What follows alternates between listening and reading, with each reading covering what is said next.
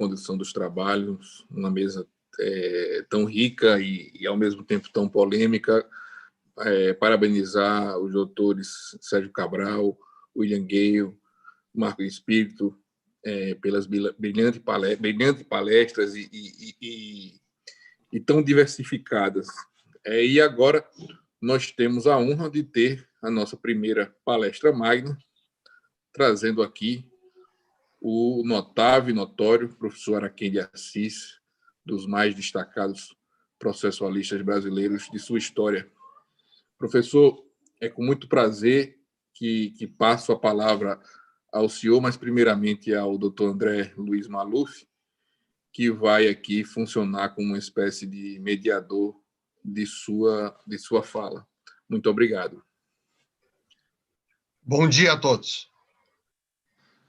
Bom dia, professor. Como vai? É um prazer em te ouvir, embora não vendo, meu caro André. Espero que estejas muito bem. Eu vou corrigir essa falha.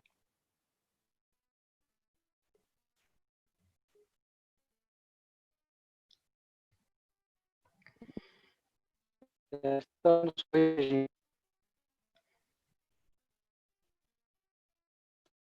Bom, finalmente. Agora sim. Tá. Bom dia a todos. Professor Araquém, é uma satisfação muito grande tê-lo conosco, né, nesse evento da BDPRO. Né, o senhor que é um dos mais proeminentes processualistas da minha geração, da geração anterior e das futuras gerações. Né? E tem uma das mais belas obras que eu conheço, que tem uma profundidade no trato dos temas, entendeu? Um cuidado no tema, que não tem papa no sentido de escrever aquilo que realmente acredita, que vê e que estuda. Então, para nós é uma honra, seja muito bem-vinda nesse evento. Tá? E bom dia a todos também. Bom dia.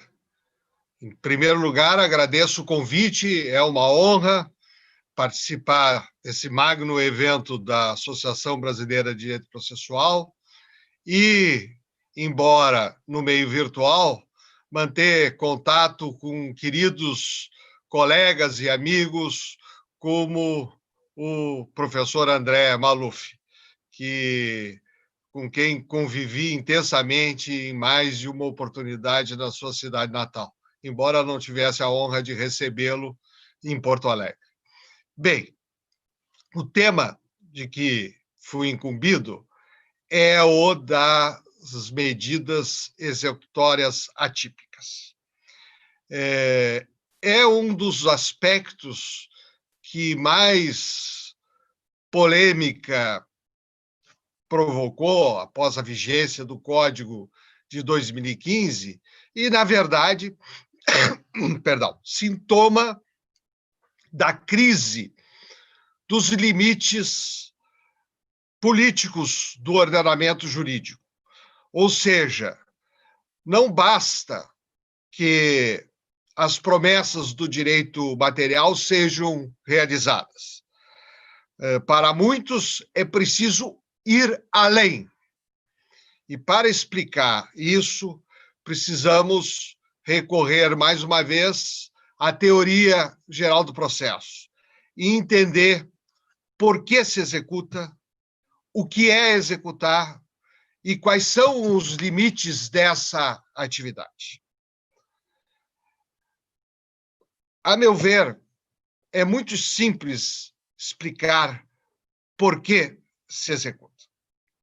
É que na vida social surgem conflitos individuais ou transindividuais e a melhor forma de resolvê-los é através da heterocomposição, ou seja, o Estado presta um serviço público específico, chamado jurisdição, institui um órgão especial para prestar esse serviço, que é o órgão judicial, e outorga a todos um direito, o direito à tutela ou pretensão à tutela jurídica do Estado. o exercício desse direito chamado de demanda, que compete a todos, as pessoas naturais, as pessoas jurídicas, aos entes despersonalizados, aos nacionais, aos estrangeiros e, quiçá, se for o caso, até alienígenas. É bom assinalar isso porque, como tudo acontece no Rio Grande do Sul, há um célebre artigo publicado na Revista Jurídica de um, então, juiz de direito, posteriormente desembargador, cogitando de acidentes intergalácticos, e que sublinha, a meu ver, com razão, essa particularidade. A justiça pública está aberta a todos. Portanto, esse direito forma, o exercício desse direito ou pretensão à tutela jurídica do Estado, forma uma relação jurídica muito especial chamada processo. Durante muito tempo se discutiu a natureza jurídica do processo. Essa discussão, atualmente, não tem mais razão de ser, porque o próprio artigo 238, parte final do Código vigente, diz que a citação é a convocação do juiz, do réu, para integrar a relação processual. Portanto, o processo é uma relação jurídica dotada ela dos seus elementos de existência, requisitos de validade e fatores de eficácia, questões agrupadas sobre o equívoco rótulo de pressupostos processuais e que compõem o juízo de admissibilidade. Já há processos tão só com a entrega da petição inicial no ofício judicial, conforme o artigo 312 do Código de Processo Civil. Mas, em geral, essa relação jurídica se completa com o chamamento do réu para integrá-la. Ocorre que ninguém ingressa em juízo senão para obter uma vantagem, um proveito, uma utilidade, um benefício, um bem da vida, ou, tecnicamente, um efeito jurídico perante outra pessoa. E é justamente essa aspiração do autor perante o réu que forma o conteúdo do processo. Esse conteúdo recebe várias designações. Lide, mérito, ação material, pretensão processual, mas parece que a processualista germânica desenvolveu melhor o conceito de objeto litigioso ou Streitgegenstand para retratar essa realidade. A aspiração do autor ou mérito ou objeto litigioso pode ser classificado por vários critérios. Ainda é útil para fins de competência, por exemplo, o critério que distingue pretensões materiais, reais ou pessoais. Mas a classificação que se revela mais proveitosa e fértil é a classificação pela força e pelos efeitos. Do clássico binário romano entre condenação e declaração, se evoluiu para identificar uma classe de direitos materiais chamados direitos formativos e, portanto, uma espécie de ação chamada constitutiva, e depois se acrescentou as ações mandamentais e executivas. Essa classificação chama-se classificação quinária. Distingue 5 classes de ações ou de sentenças. Tanto faz falar numa coisa ou noutra, muda apenas a perspectiva. Se eu falo em classificação de ações, estou falando da ação afirmada. Se eu falo em classificação de sentenças, estou falando da ação acolhida pelo órgão judiciário. Esse arranjo não é comum no direito estrangeiro,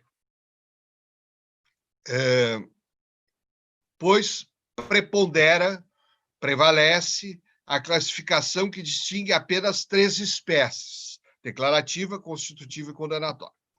A meu ver, essa classificação tripartida é insuficiente.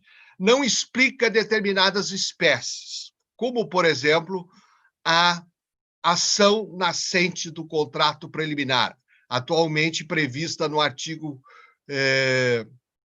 501 do Código de Processo Civil. Com efeito, quem contratou que viria a contratar e a outra parte não forma o contrato definitivo, tem pretensão a obter um provimento judicial que faça os mesmos efeitos desse contrato.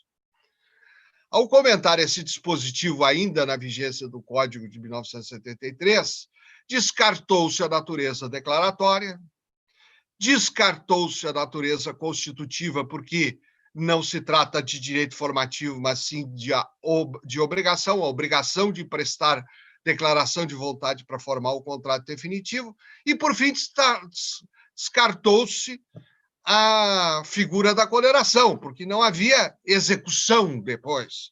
A sentença, nesse caso, produzia por ela própria o efeito jurídico pretendido.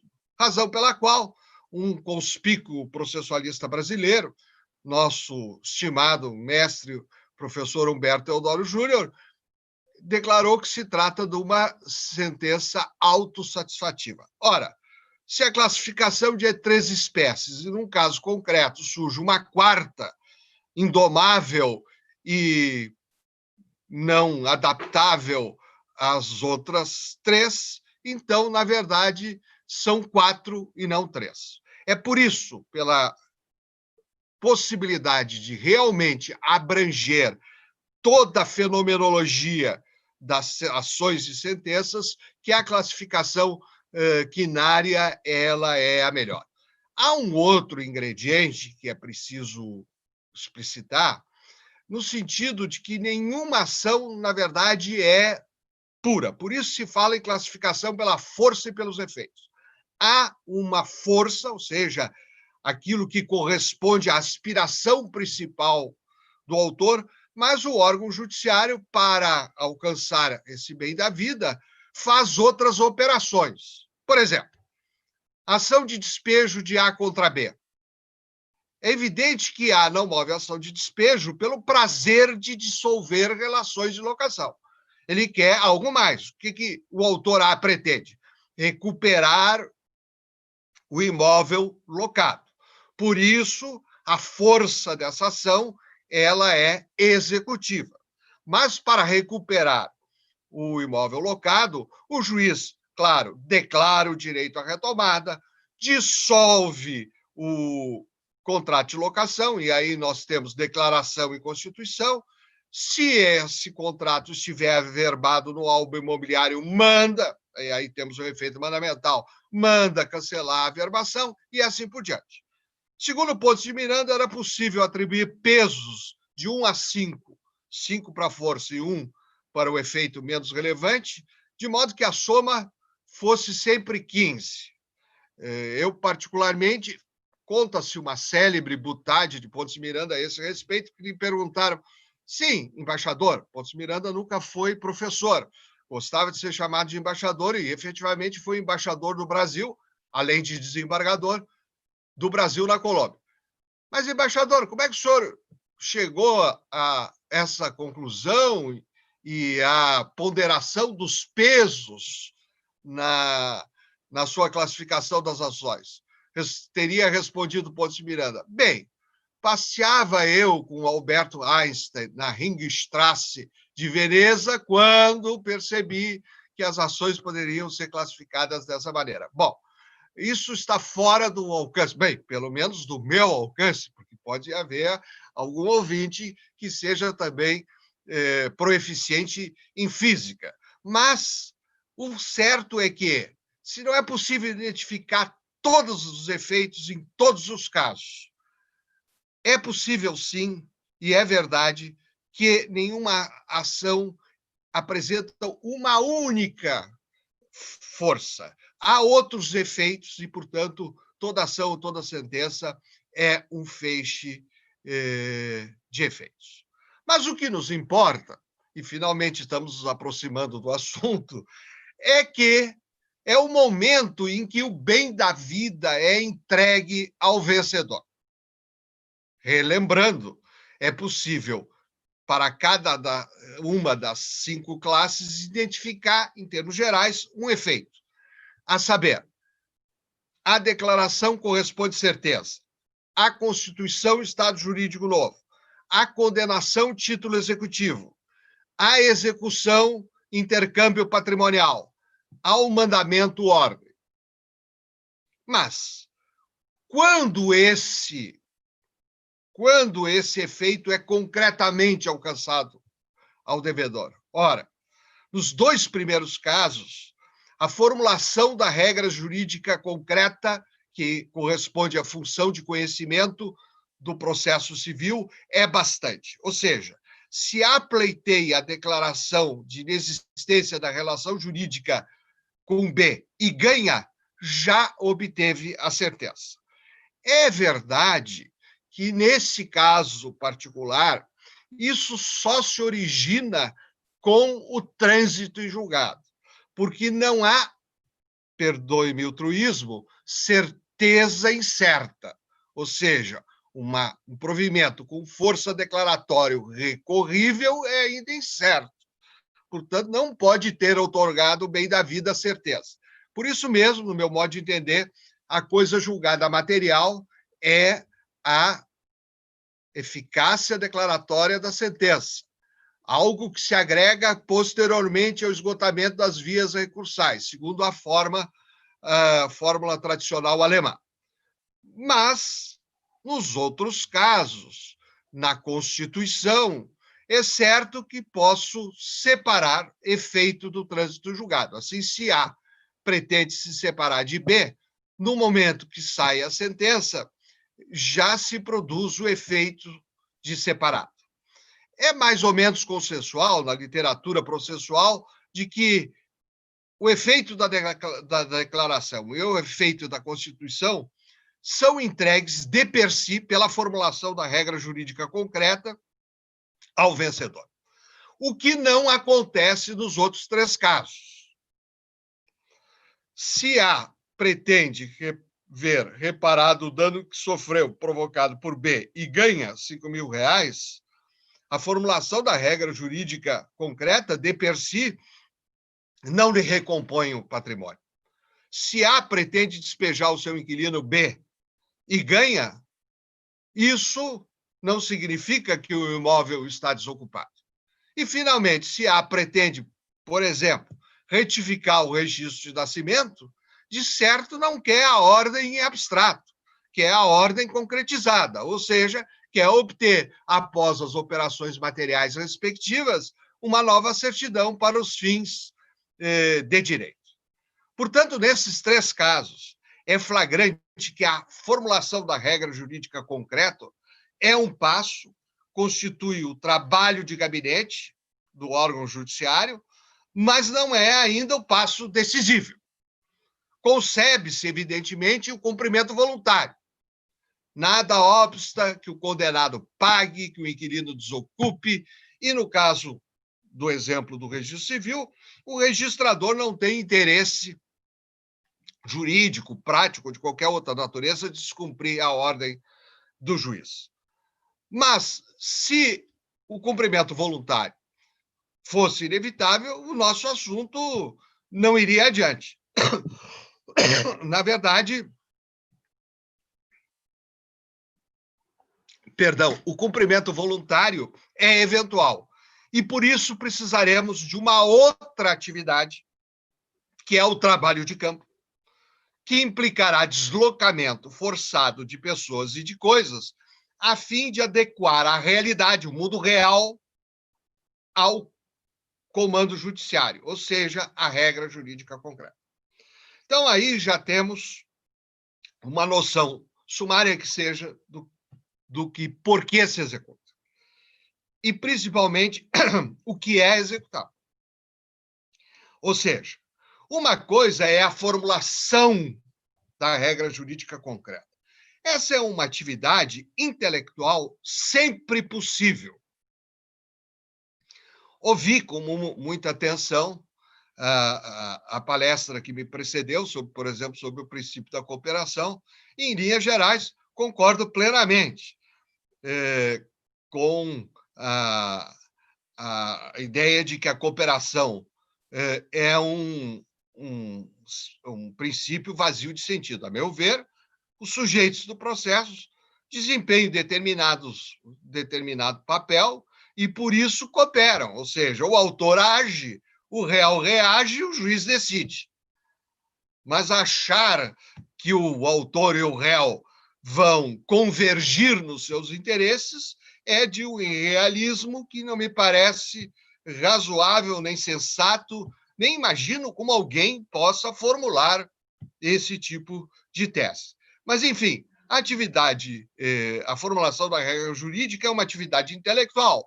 São os atos postulatórios principais das partes, a instrução e, por fim, a decisão do juiz. Tudo isso se passa, por assim dizer, claro, se passa também no mundo físico, no real. Né? O processo existe, ingressa no mundo jurídico. Agora, tudo isso é uma atividade intelectual e, em tese, é sempre possível. Já aquela outra atividade que eu chamei de trabalho de campo, que é a realização da regra jurídica concreta quando e se, quando, de condenação, execução e mandamento. Se, inexistindo cumprimento voluntário, essa atividade ela já sofre dois tipos de injunções. Primeiro, se ela é a mudança no mundo real, através do deslocamento forçado de pessoas ou de coisas, há certos objetivos que são impossíveis de serem alcançados. Essa verdade foi descoberta há pouco, alguns anos atrás, quando uma plataforma da Petrobras afundou ao largo da Bacia de Campos. E sobreveio uma ordem judicial mandando resgatar os corpos das infelizes vítimas fatais, sempre passíveis de lamentação pelo seu precoce desaparecimento, a 5.000 metros de profundidade, para ouvir o juiz a seguinte explicação técnica. Primeiro, não há tecnologia que possibilite o resgate de corpos humanos nessa profundidade. Segundo, passado tanto tempo, já não mais existem corpos. Portanto, existem objetivos que são inalcançáveis na prática. É por isso que é inaceitável o não factível. Há um interessante trabalho que sustenta a vedação ao não factível, que seria paralela à vedação do non liquid. Ora, como eu disse, a atividade de conhecimento, a formulação da regra jurídica sempre é possível. E quando a instrução é deficiente, então, existem as regras do ônus da prova que justamente surgiram para evitar o não liquid. Ou seja, como conta Aulo Gelli, o célebre caso entre Mércio e Favorino, em que o juiz, não sabendo se dava razão ao patife acompanhado de testemunhas ou ao homem honrado desacompanhado de testemunhas, proferiu a sua decisão como não líquid, ou seja, não está claro, não posso decidir. Para evitar esse impasse, então, existem as regras do ônus da prova. Mas, como disse, isso tudo se passa, é intelectual, tudo se passa no mundo do dever ser. Na execução, isto é, nessa atividade de campo, é o mundo real. E aí há limitações. Não se consegue simplesmente atingir determinadas alterações no mundo físico. Mas mais importante do que isso são as limitações políticas. Mas antes de continuar, vamos então ponderar e resumir os subsídios até aqui recolhidos. A saber, forma-se o processo pela pretensão à tutela jurídica do Estado, cria-se a relação processual, tem ela elementos de existência, requisitos de validade, fatores de eficácia. Mas, na verdade, o processo serve para algo. Quem provoca a jurisdição quer alguma coisa perante outra pessoa. Essa aspiração é o objeto litigioso, que pode ser classificado de várias maneiras. A classificação mais útil é a que distingue força e efeitos. Nenhuma sentença é pura e é possível, ao fim e ao cabo, distinguir 5 classes. Ocorre que dessas 5 classes, apenas em duas espécies nós temos a regra jurídica concreta, outorgando de per si, com ou sem o trânsito do julgado, o bem da vida ao vencedor. Então, precisaremos, nos 3 últimos casos, de uma atividade complementar, diferente da precedente.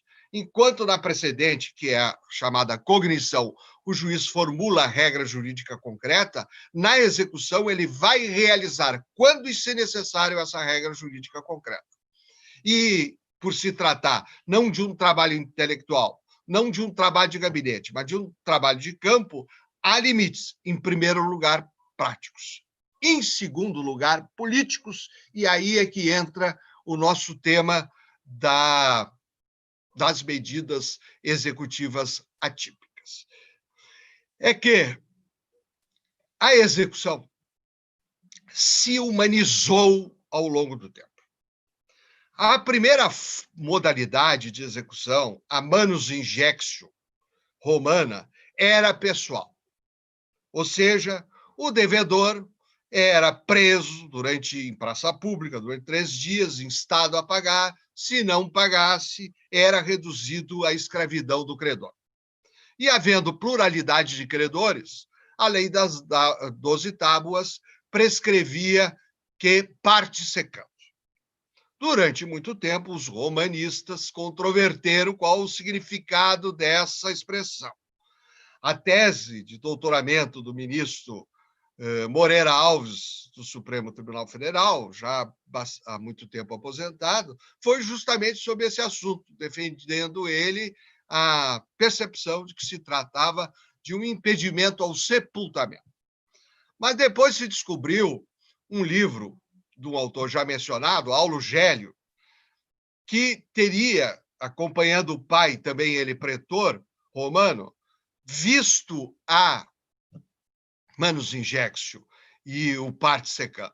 Ou seja, como o direito romano desconhecia a copropriedade de escravos, o devedor, havendo pluralidade de dívidas, era esquartejado e as porções distribuídas proporcionalmente aos créditos para os credores. Essa é a execução mais brutal concebível. Esta é a execução pessoal no sentido mais estrito possível. O devedor responde pela própria dívida. Por longos séculos, embora eliminado o esquartejamento, o devedor não se livrou da pena de prisão.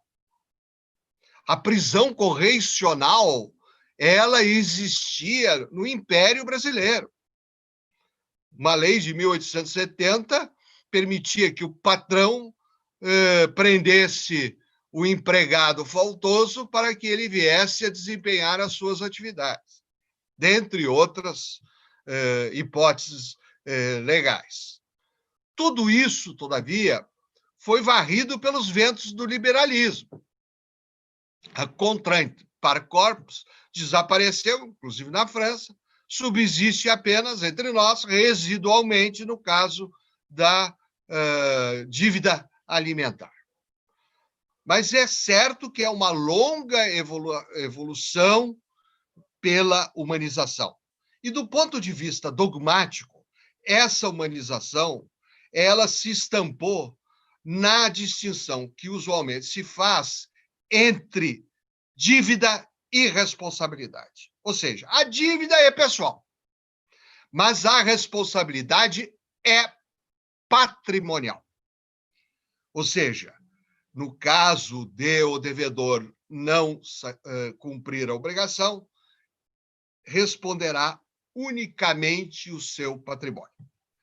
E não só todo o patrimônio, porque a lei, ao longo do tempo, decotou do patrimônio alguns bens, declarando eles impenhoráveis, a fim de garantir o mínimo existencial para o executado. Havia uma disposição no código anterior, muito significativa, que tornava impenhorável as provisões de alimentos e combustível do executado. Evidentemente, ela só tem aplicação em outros sistemas, em climas mais frios, em que o combustível seja necessário à manutenção da dívida. E os mantimentos armazenados também. Mas ela nos revela justamente qual o objetivo dessas regras. O objetivo é preservar, com base no princípio da dignidade da pessoa humana, o mínimo necessário para que o devedor viva em determinadas condições. Acontece que esse princípio, o princípio da responsabilidade patrimonial, presentemente está em crise. Se esse é um limite político da execução, e é um limite aurido do direito material, que implica que o devedor só cumpre a obrigação se tiver bens, e se não tiver, não cumpre, então não é possível que outras medidas sejam impostas ao devedor insolvente, a não ser que essas medidas sejam mera punição.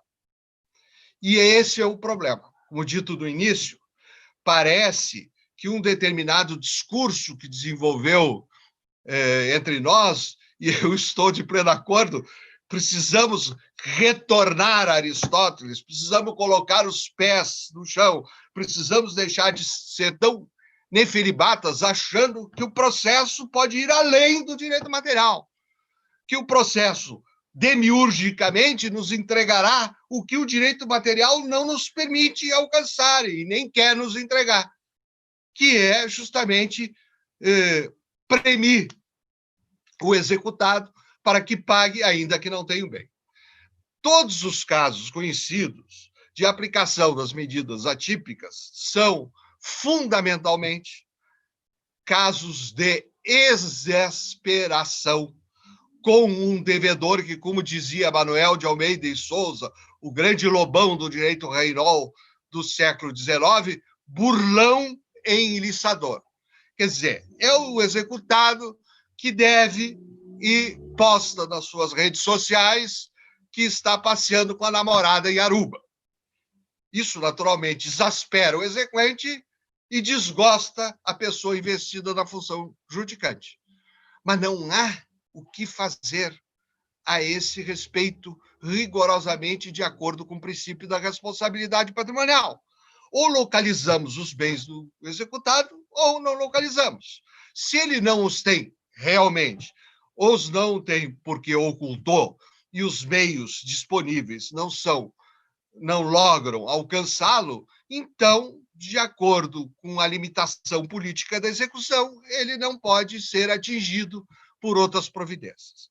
A meu ver, essas medidas são inconstitucionais por uma razão muito simples. Elas não têm efeitos jurídicos pré-determinados pelo ordenamento. Vejam os outros mecanismos de pressão psicológica, a saber, a multa pecuniária ou ostrente. Bem, a multa pecuniária ou ostrente, as consequências jurídicas para quem resiste são conhecidas. Se não paga, se não satisfaz a obrigação de fazer, pagará uma multa cujo valor, cujo montante vai sempre crescendo. Mas o executado pode apostar em não pagar a multa e ganhar deméritos. Deméritos à causa. O célebre caso de alguém que descumpre um provimento liminar, em que haja combinação de multa, incide a multa, mas depois se descobre que tinha razão. É uma questão célebre. A meu ver, no plano do direito material, não há razão para a atribuição patrimonial nesse caso. Portanto, as consequências aí são determinadas. Inclusive, se o executado não tiver patrimônio, também não precisará pagar a multa. No caso da prisão, isso é mais flagrante. O executado pode optar por cumprir a pena de prisão, o que não lhe livra da dívida, mas impede que, pela essa mesma dívida, seja preso outra vez. Portanto, a inconstitucionalidade, a meu ver, estaria justamente nesse ponto. Mas, e pretendo, meu caro André, me dirigir para o final, mas o que me mais impressiona é justamente essa falta de senso de realidade. Inclusive, se espera que o processo vá além dos limites postos no direito material. O direito material não garante a satisfação de créditos pecuniários, senão com patrimônio disponível, ou seja, penhorável do obrigado. Se esse patrimônio não existe, ou não está disponível, ou não é descoberto, porque é oculto, aplicar uma medida executiva atípica, como a apreensão do passaporte, bom, algumas se descobriram formas de tortura, como cortar água e luz. Né?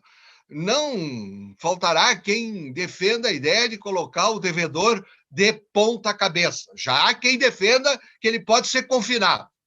Um dos efeitos perversos da pandemia foi isso, transformar cada burgomestre num tirano particular, e não falta boa ideia para determinadas pessoas que o juiz também possa confinar o executado que não paga por tempo indeterminado. Isso se chama prisão domiciliar. Não é possível uma coisa dessas em violação ao princípio da reserva legal. Mas colocar o devedor por alguns minutos de ponta cabeça, não há nenhuma limitação aparente. É bem possível, é profilático, propedêutico, quem sabe atinja bons resultados. Tudo isso são disparates que estão sendo feitos com base numa ideologia, que é a ideologia do autoritarismo. Mas isso é assunto para outra palestra, com certeza proferida por quem tem mais pendores do que eu. Agradeço a atenção de todos, mais uma vez renovo as minhas saudações já feitas, em particular a minha querida amiga a professora Eve Malafaia, que espero que esteja bem juntamente com os seus. Muito obrigado a todos. Professor, é sempre um prazer muito grande ouvi-lo, né? São palavras esclarecedoras, são palavras pertinentes, são palavras que realmente encantam e que mostram o porquê que o senhor é tão respeitado e tão querido, não só pela BDPRO, mas por todos os estudantes, por todos os professores, né, de direito, não só de direito processual, mas de direito realmente em termos de filosofia. A sua filosofia, sua principiologia, sua base realmente encanta e nos mostra. Eu fiquei preocupado que realmente o senhor deu muito boas ideias, né, para não falar o contrário, com relação a essa pandemia. Né? Tomara a Deus que nenhum juiz mais ousado, né, mais interessado, vamos assim dizer, se interesse realmente na crucificação, né? Porque quando você já coloca o sujeito de ponta cabeça, só falta mesmo crucificado. Mas, em nome da BDPRO, gostaria de agradecer mais uma vez a sua presença, o seu carinho, a sua atenção para com todos nós. Muito obrigado. Tá? Gostaria de convidar a todos para a palestra magna às 19 horas do professor Nelson Neri Júnior. Nós continuamos o evento agora, na parte da noite. Muito obrigado, professor, e um bom dia para todos.